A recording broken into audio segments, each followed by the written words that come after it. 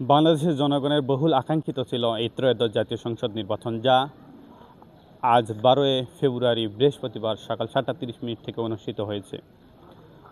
Vote গ্রহণ শেষ, চলছে গণনা। আমরা প্রতিটি ভোট কেন্দ্রে যতটুকু দেখেছি, পুরুষ ভোটার চেয়ে নারী ভোটারের সংখ্যা অনেক বেশি। তাদের সাথে আমরা কথা বলেছি। আমরা প্রিজাইডিং কর্মকর্তার সাথে কথা বলেছি, সহকারী রিটার্নিং কর্মকর্তার সাথে কথা বলেছি, মূল কথা নির্বাচনের সাথে জড়িত সকল সংশ্লিষ্ট কর্মকর্তাদের সাথে কথা বলেছি। তারা একটি অবাধ সুষ্ঠু নির্বাচন পরিচালনার লক্ষ্যে দীর্ঘদিন থেকে নিরলস পরিশ্রম করে যাচ্ছে।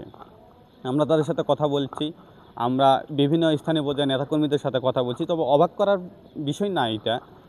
আমরা যতটুকু বা দেশের মানুষ যতটুকু আশঙ্কা করছিল যে বাংলাদেশ আওয়ামী লীগের কোনো নেতাকর্মী বা তাদের কোনো সমর্থক এই ভোটে অংশগ্রহণ করবে না, কিন্তু আমরা ভোটের মাঠে গিয়ে দেখছি তার ব্যতিক্রম চিত্র। আমরা সরাসরি দেখেছি স্থানীয় পর্যায়ে নেতাকর্মী এবং তাদের সমর্থকরা উৎসব মুখর পরিবেশে ভোট তাদের প্রয়োগ করেছে। আমরা যদি এখন বলি, ভোট গণনা চলছে, ভোট গণনার কিছুক্ষণ বাদেই শুরু হবে বাংলাদেশের জনগণের কাঙ্ক্ষিত সেই ফলাফল।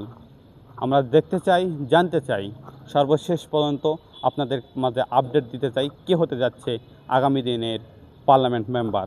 এই ছিল আমার কাছে সর্বশেষ।